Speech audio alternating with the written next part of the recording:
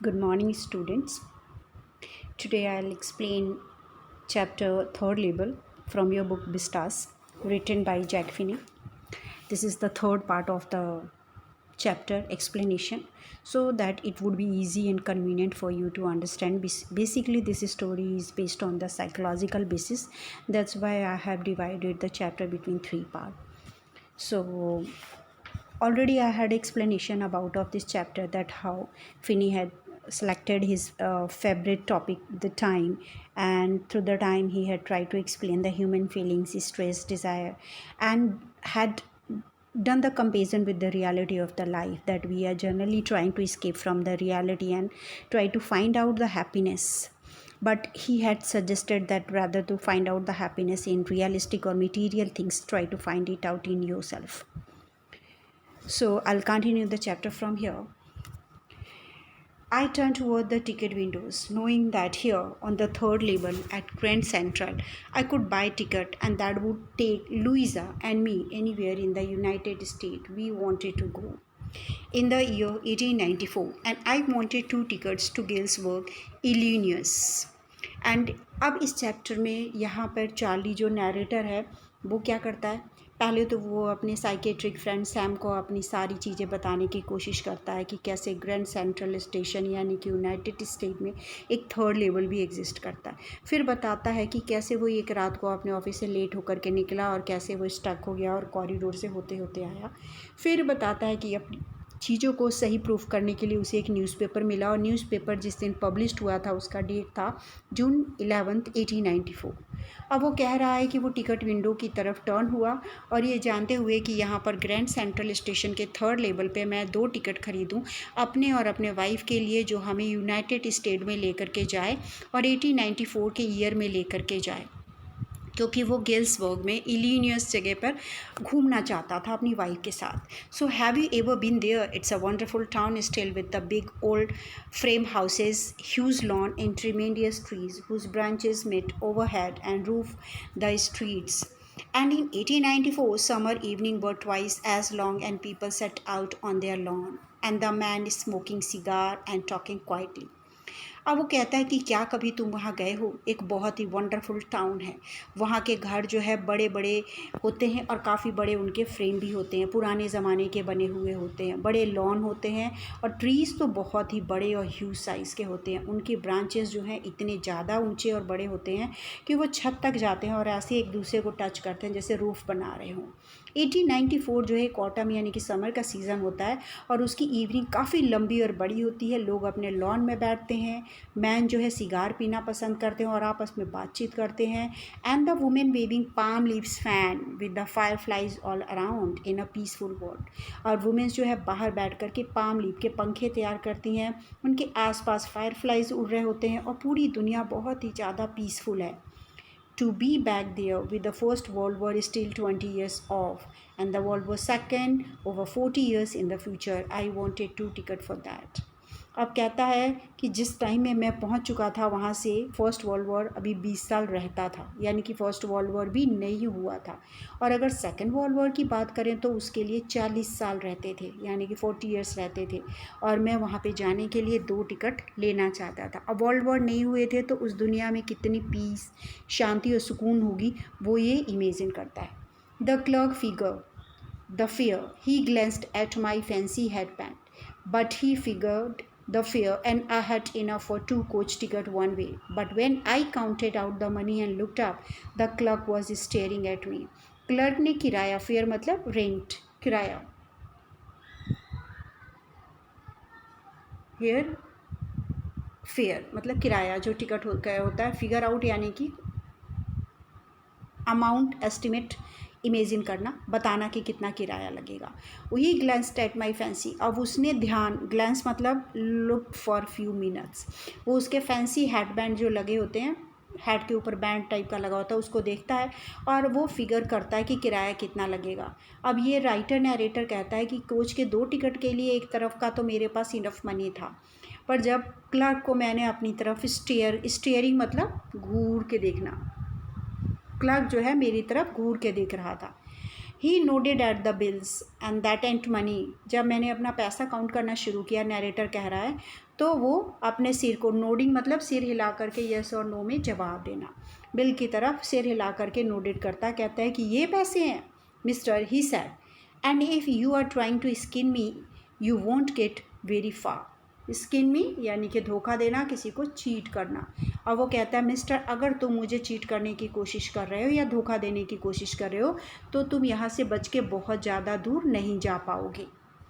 And he glanced at the cash drawer beside him, और उसके बाद वो कैश का ड्रॉयर खोलता है जो उसके ठीक साइड में होता है। Of course the money was old style bills, half again as big as the money we use nowadays and different looking. अब वो जो मनी था वो पुराने ज़माने के पैसे बने हुए थे, और जो आज के ज़माने में हम पैसे यूज़ करते हैं उसके ऑलमोस्ट आधे थे, यानी कि डिफरेंट साइज़ के थे और डिफरेंट दिख भी रहे थे। I turn away and got out fast, there's nothing nice about jail even in 1894।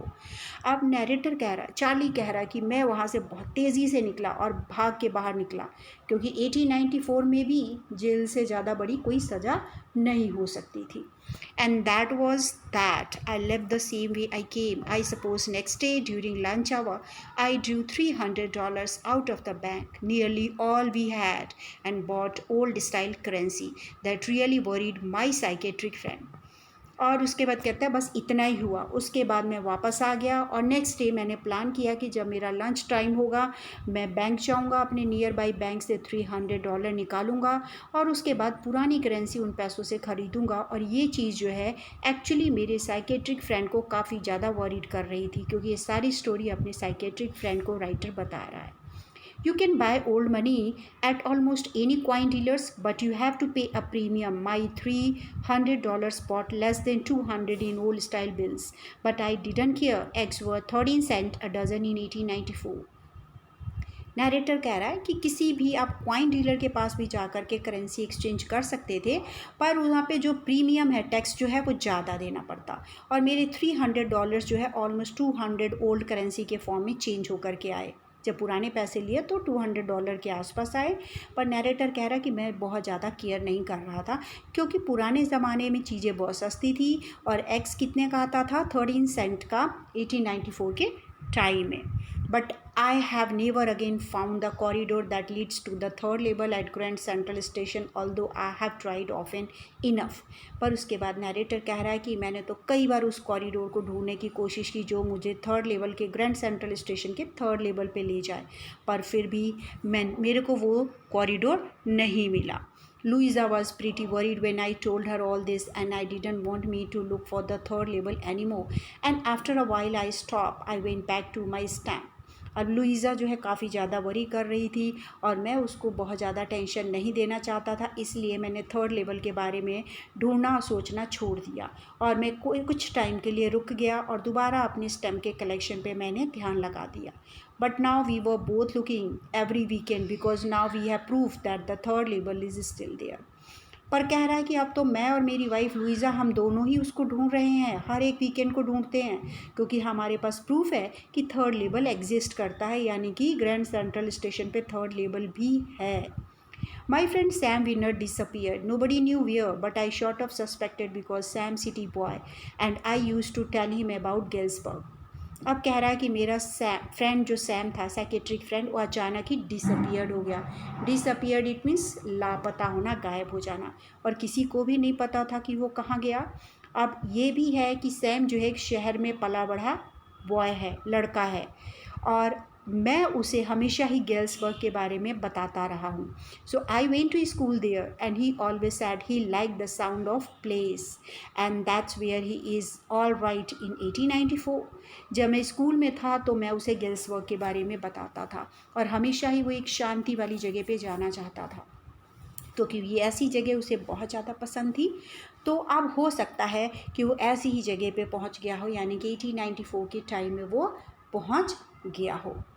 Because one night fuzzing with my stamp collection I found, well, do you know what a first day cover is? When a new stamp is issued, stamp collector by some. कहते एक रात को जब मैं stamp collection के साथ ही काम कर रहा था, मेरे को फर्स्ट डे कवर लेटर मिला। फिर कहता है कि क्या तुम्हें पता है कि फर्स्ट डे कवर लेटर क्या होता है? जब कभी भी पोस्ट ऑफिस कोई न्यू स्टैम्प इशू करता है, देन जो स्टैम्प कलेक्ट करने के शौकीन लोग होते हैं, यानी कि स्टैम्प कलेक्टर होते हैं, buy some and use them to mail envelopes to themselves on a very first day of the sale, and the postmark proved the date. The envelope is called a first day cover. तो जो stamp collection के शौकीन लोग होते हैं, वो खुद के इन्वेलप्स पे उसको लगा करके अपने ही एड्रेस पे पोस्ट कर देते हैं। उस दिन पोस्ट मार्क लग जाता है, यानी कि स्टैम्प लग जाता है उस डेट का, और वो इन्वेलप जो है वो क्या कहलाता है, वो इन्वेलप फर्स्ट डे कवर कहलाता है, क्योंकि वो पोस्ट मार्क जो है प्रूव करता है कि ये जिस दिन ही इशू हुआ था उस दिन उसके घर पे पोस्ट हो गया। So then they were never opened, you just put blank paper in the envelope, क्योंकि आप खुद के एड्रेस पे पोस्ट कर रहे होते हैं तो आपको उसको खोलने की ज़रूरत भी नहीं होती है, आप चाहे तो ब्लैंक पेपर उसके अंदर डाल सकते हैं। So that night among my oldest first day cover, I found one that should not have been there, but there it was. It was there because someone had mailed it to my grandfather at his home in Gaysburg. उस दिन मेरे को एक पुराने oldest first day cover मिले, और उनमें से एक ऐसा भी मिला जिसको वहाँ पे नहीं होना चाहिए था, पर वो वहाँ पे था। किसी ने मेरे ग्रैंडफादर के गेल्सबर्ग वाले एड्रेस पे उसे मेल किया था। That's what the address on the envelope said, and it had been there since July 1894।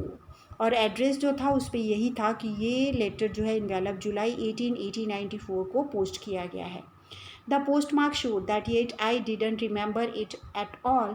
The stamp was a 6-cent, dull brown, with a picture of President Garfield. Naturally, when the envelope came to Granddad in the mail, it went right into his collection and stayed there till I took it out and opened it.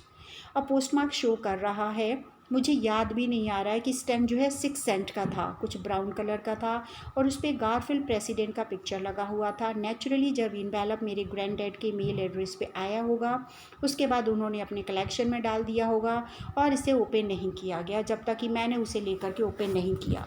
The paper inside was sun black, it read, और अंदर जो paper था वो blank बिल्कुल भी नहीं था, उस पर लिखा हुआ था। और क्या लिखा हुआ था? चार्ली।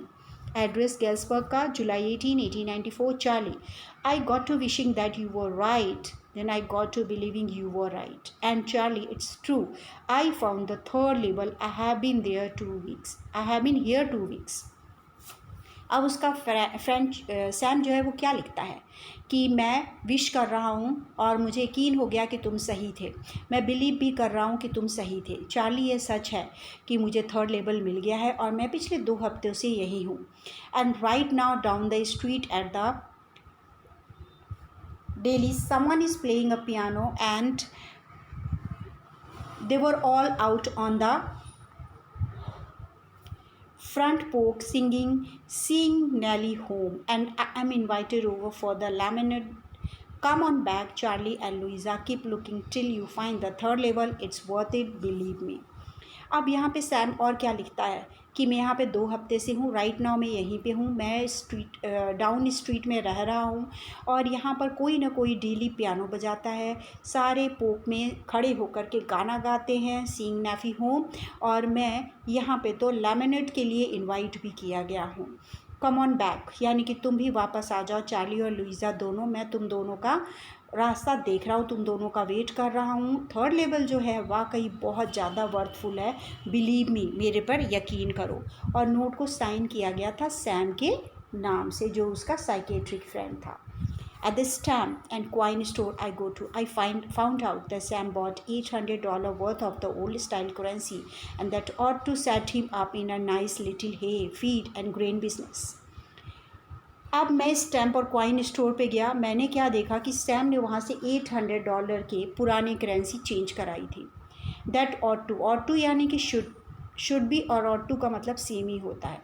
जो उसके लिए उसके लिटिल हे होता है, जहाँ पे हम एनिमल्स को फीड कराने की चीज़ें प्रोवाइड कराते हैं, जहाँ पे घास वगैरह चारा वगैरह होता है, उसे हे करते हैं, हे कहते हैं। और ग्रेन हाउस यहाँ पे जहाँ पे उनके दाने वगैरह होते हैं। तो कह रहा है कि उसका एक छोटा सा बिजनेस जो हे फीड और ग्रेन बिजनेस के लिए पैसे काफ़ी थे, और वो छोटा बिजनेस स्टार्ट कर सकता था। He always said that's what he really wished he could do, and he certainly can't go back to his old business. और हमेशा से ही उसकी इच्छा थी कि वो कुछ डिफरेंट करना चाहता है, और वो अपना ओल्ड बिजनेस तो बिल्कुल भी नहीं कर सकता है. Not in Galesburg, Illinois in 1894 his old business. Why? Sam was my psychiatric. अब स्पेशली गैलिनियस इलिनियस में तो 1894 में उसका ओल्ड बिजनेस नहीं चल सकता है, क्योंकि उसका ओल्ड बिजनेस क्या है, सैम एक साइकेट्रिक है. और गेल्सबर्ग में तो किसी को कोई टेंशन ही नहीं है, वो जगह बिल्कुल पीसफुल है, शांतिपूर्वक है, वहाँ पे कोई किसी चीज़ के बारे में वरी नहीं करता है, किसी को कोई टेंशन नहीं है, तो वो अपना साइकेट्रिक वाला बिजनेस तो वहाँ चला ही नहीं सकता. यानी कि उस टाइम किसी को मेंटल इशू, स्ट्रेस, इतना सारी प्रॉब्लम नहीं होती थी, तो उसका ये काम नहीं चल सकता है. So that's the end of the story. I hope it would be helpful for you all and you will be easily able to understand the story. Basically third label जो है वो एग्जिस्ट ही नहीं करता था, ये इसके अपने मेंटल इल्यूजन थे, जिसमें सेकंड लेबल को चार्ली ने थर्ड लेबल समझ करके सारी स्टोरी क्रिएट की थी. So thanks a lot and hope again it would be helpful for you all.